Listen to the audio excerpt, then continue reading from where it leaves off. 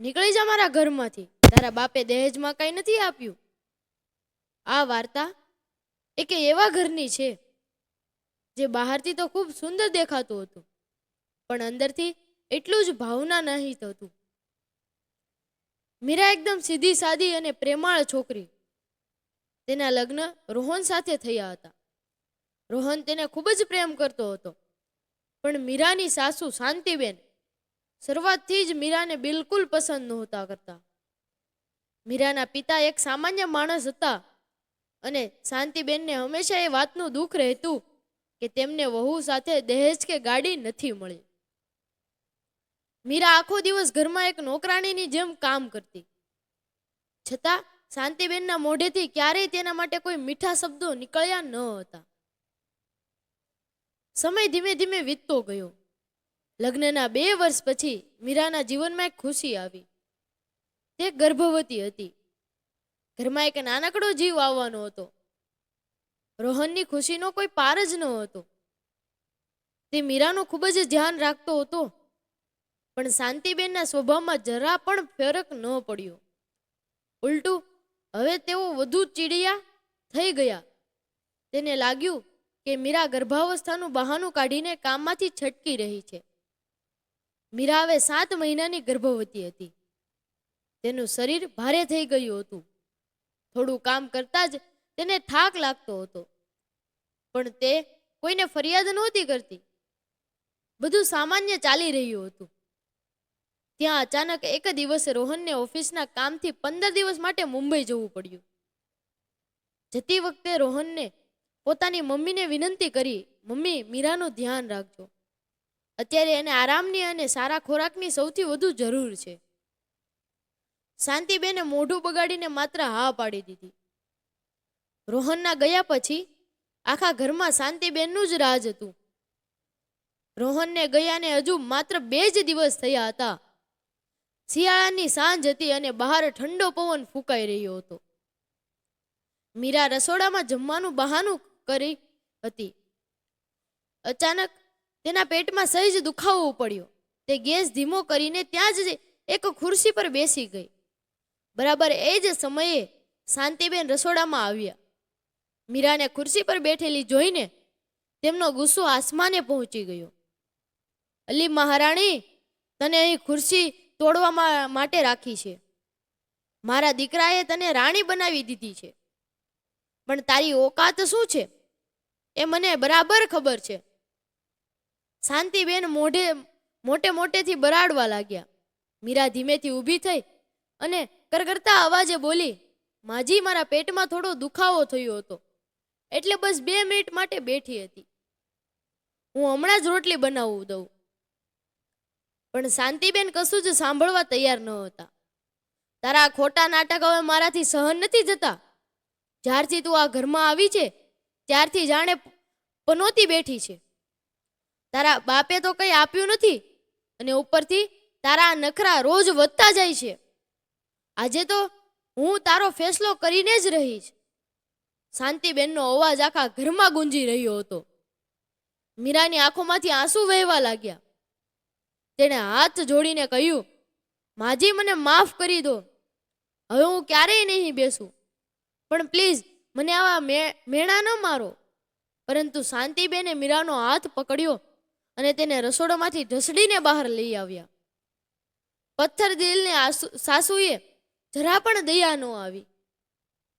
તેઓ મીરાને તેના રૂમમાં લઈ ગયા અને કબાટમાંથી મીરાના કપડાં કાઢીને એક ઠેલામાં નાખ્યા. ઠેલો મીરાના હાથમાં પકડાવીને તેને ઘરના દરવાજા પર ખેંચી લાવ્યા. મીરા હવે અંદરથી ડરી ગઈ હતી. નીકળી જા મારા ઘરમાંથી. આજ પછી આ ઘરના ઉંબરે પગ ન મૂકતી. તારા જેવી ભિખારણની મારે આ ઘરમાં કોઈ જરૂર નથી. શાંતિબેને દરવાજો ખોલ્યો અને મીરાને બહાર ધક્કો માર્યો. મીરા પોતાનું સંતુલન ન સંભાળી શકી અને આંગણામાં જમીન પર પડી ગઈ. તેણે તરત જ પોતાનો પેટ પર બંને હાથ રાખી લીધા, જેથી આવનાર બાળકને કંઈ ઈજા ન પહોંચે. રાતનો અંધકાર વધી રહ્યો હતો અને કાતિલ ઠંડી શરીરને ચીરી રહી હતી. મીરા રડતી રડતી માંડ ઊભી થઈ અને બંધ દરવાજાને જોર જોરથી ખખડાવવા લાગી.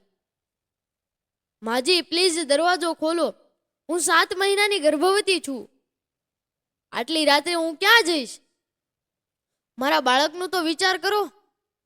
હું તમારું બધું કામ કરીશ, કોઈ દિવસ ફરિયાદ નહીં કરું.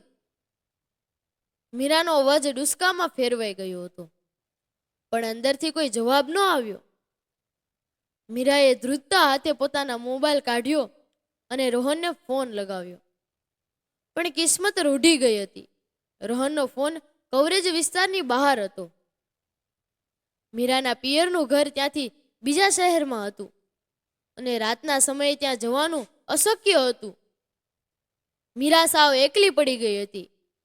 એક હાથમાં કપડાનો ઠેલો અને બીજા હાથે પોતાના ગર્ભને સાચવી મીરા ધીમે ધીમે સોસાયટીના ગેટ પર બહાર નીકળી ગઈ. રસ્તા પર ભયાનક સન્નાટો અને અંધારું હતું. મીરાની આંખોમાંથી આંસુ રોકાવાનું નામ નહોતા લેતા. તેને હવે દરેક ડગલે ડર લાગી રહ્યો હતો. મીરાને થતું હતું કે હવે ક્યાં જશે? કાતિલ ઠંડી અને સુમસાન રસ્તો. મીરાના પગ હવે સાથ છોડી રહ્યા હતા. પેટનો દુખાવો ધીમે ધીમે વધી રહ્યો હતો. તેને પોતાનો જીવ જવાની બીક ન હતી, પણ પોતાના ગર્ભમાં રહેલા બાળકની ચિંતા તેને અંદરથી કોરી ખાતી હતી.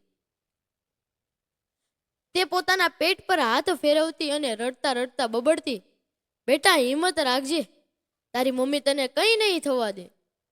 ભગવાનને પ્રાર્થના કરતી મીરા ધીમે ધીમે ચાલતી એક મંદિરના ઓટલા સુધી પહોંચી. ત્યાં પહોંચતા જ તેની આંખે અંધારા આવ્યા. પગ લથડિયા અને ઓટલા પર જ બેભાન થઈ ઢળી પડી. જ્યારે મીરાએ આંખો ખોલી ત્યારે તે એક અજાણ્યા ઓરડામાં હતી. તેના માથા પર કોઈ વડીલ સ્ત્રી હાથ ફેરવી રહી હતી. મીરા એકદમ ગભરાઈને બેઠી થઈ. હું ક્યાં છું? મારું બાળક? મીરાના અવાજમાં ભયંકર ગભરાહટ હતી. શાંત થઈ જા દીકરા, તું બિલકુલ સુરક્ષિત છે. તને તારું બાળક પણ એકદમ સલામત છે. એ સ્ત્રીએ મીરાને હળવાશથી પીઠ થપાવતા અને પાણી આપતા કહ્યું. મીરાને સમજાયું કે સવારે મંદિરે દર્શન કરવા આવેલા દાદા દાદીએ તેનો જીવ બચાવ્યો હતો. તેમનું નામ વિમળાબેન અને રમેશભાઈ હતું. મીરાએ રડતા અવાજે પોતાની સાથે બનેલી આખી ઘટના તેમને કહી સંભળાવી. વિમળાબેનની આંખોમાં પણ આંસુ આવી ગયા. દીકરા, આજથી તું અમારી દીકરી છે. અમારે કોઈ સંતાન નથી. ભગવાને જ તને અમારા આંગણે મોકલી છે. તારે હવે ક્યાંય જવાની જરૂર નથી. વિમળાબેને તેને હૈયા સરસી ચાંપી લીધી. બીજી બાજુ રોહનને મુંબઈમાં કશું ગમતું ન હતું. રાત્રે મીરાનો મિસ કોલ જોઈને તેને ઘણીવાર સામે ફોન કર્યો, પણ મીરાનો ફોન સતત બંધ આવતો રહ્યો હતો. રોહનનું મન કોઈ અઘટિત ઘટનાની આશંકાથી ઘેરાઈ ગયું. તેની બેચેની એટલી વધી ગઈ કે તેણે તરત જ પોતાનું કામ પડતું મૂક્યું અને બીજા જ દિવસે સવારે પહેલી ફ્લાઇટ પકડીને તે ઘરે પાછો ફરી આવ્યો. ઘરે પહોંચીને તેણે જોયું તો ઘરનો દરવાજો ખુલ્લો હતો. મીરા, મીરા, રોહન પ્રેમથી બૂમો પાડતો આખા ઘરમાં ફરવા લાગ્યો. શાંતિબેન રસોડામાંથી બહાર આવ્યા. અરે બેટા, તું આટલો જલ્દી કેમ આવી ગયો? તારું કામ પૂરું થઈ ગયું? મમ્મી, મીરા ક્યાં છે? એનો ફોન કેમ બંધ આવે છે? રોહનનો અવાજ થોડો કડક અને ચિંતાતુર હતો. શાંતિબેને પોતાની ભૂલ છુપાવવા અને થોડું ખોટું બોલવાનો પ્રયાસ કર્યો. એ તો એના પિયરમાં જતી રહી છે. કાલે રાત્રે મારી સાથે વગર વાકે ઝઘડો કરીને ચાલી ગઈ. પણ રોહનને પોતાની મીરા પર પૂરેપૂરો ભરોસો હતો. મમ્મી, મીરા ક્યારેય એવું ન કરે, અને એ પણ આ હાલતમાં. સાચું બોલો, તમે શું કર્યું છે મારી મીરા સાથે? રોહનનો ગુસ્સો હવે બેકાબુ બની રહ્યો હતો. રોહનના આક્રમક સ્વભાવ સામે છેવટે શાંતિબહેને ડરતા ડરતા કબૂલી લીધું કે તેમણે રાત્રે મીરાને ધક્કો મારીને ઘરમાંથી કાઢી મૂકી છે. આ સાંભળતા જ રોહનના પગ નીચેથી જમીન ખસી ગઈ. તે ત્યાં જ ફસડાઈ પડ્યો.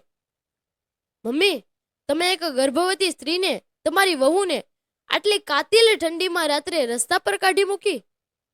તમને જરાય દયા ન આવી? જો મારી મીરાને કે મારા બાળકને કંઈ પણ થયું તો હું તમને ક્યારેય માફ નહીં કરું. રોહન એક પણ મિનિટ બગાડ્યા વગર મીરાને શોધવા નીકળી પડ્યો. તેણે મીરાના પિયરમાં ફોન કર્યો તો ત્યાં પણ તે ન હતી. રોહન પાગલની જેમ રડતો રડતો આખા શહેરમાં રસ્તાઓ, હોસ્પિટલો અને બસ સ્ટેન્ડ પર ફરવા લાગ્યો. સાંજ થવા આવી. નિરાશ થઈને રોહન એ જ મંદિરના પગથિયે બેસીને માથું પકડીને ધ્રુસકે ધ્રુસકે રડવા લાગ્યો જ્યાં રાત્રે મીરાના બેભાન થઈ હતી. રમેશભાઈ સાંજે મંદિરે દર્શન કરવા આવ્યા હતા. તેમણે એક યુવાનને આ રીતે રડતો જોયો એટલે પાસે જઈને ખભે હાથ મૂક્યો. વાતચીત દરમિયાન રમેશભાઈને સમજતા વાર ન લાગી કે આ જ મીરાનો પતિ રોહન છે, જે પોતાની પત્ની માટે વલખા મારી રહ્યો છે. રમેશભાઈ રોહનને તરત જ પોતાના ઘરે લઈ ગયા. મીરાને સહજ સલામત જોઈને રોહનની આંખોમાંથી આંસુ વહેવા લાગ્યા. તે દોડીને મીરાને ભેટી પડ્યો. મને માફ કરી દે મીરા, હું તને આ રાક્ષસો વચ્ચે એકલી મૂકીને ચાલ્યો ગયો. રોહન નાના બાળકની જેમ રડી રહ્યો હતો.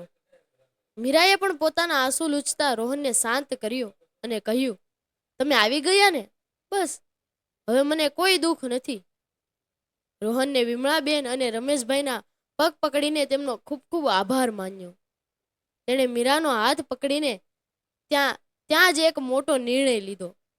મીરા, જે ઘરમાં તારી અને મારા બાળકની કોઈ કિંમત નથી, તે ઘરમાં હવે આપણે ક્યારેય પાછા નહીં જઈએ. આપણું ઘર ભલે નાનું હશે, પણ ત્યાં પ્રેમ હશે. રોહનને શહેરના બીજા વિસ્તારમાં એક નાનકડું ભાડાનું મકાન લઈ લીધું. તેણે પોતાની મમ્મી સાથેના બધા જ સંબંધ કાયમ માટે કાપી નાખ્યા. શાંતિબેન હવે તે આલીશાન ઘરમાં સાવ એકલા પડી ગયા હતા. તેમનો ખોટો અહંકાર જ તેમનો સૌથી મોટો દુશ્મન બની ગયો હતો. તેઓ પોતાના દીકરા અને આવનાર પૌત્રના પ્રેમ હંમેશા માટે તરસી રહ્યા. પણ હવે સમય હાથમાંથી નીકળી ગયો હતો. 2 મહિના પછી મીરાએ એક દીકરાને જન્મ આપ્યો. રોહન અને મીરાના જીવનમાં ખુશીઓ પાછી ફરી હતી. વિમળાબેન અને રમેશભાઈ હવે દીકરીના સાચા દાદા દાદી બની ગયા હતા. મીરા અને રોહનનું એક નાનકડું ઘર હવે સાચા પ્રેમ, હાસ્ય અને હૂંફથી છલકાઈ ગયું હતું.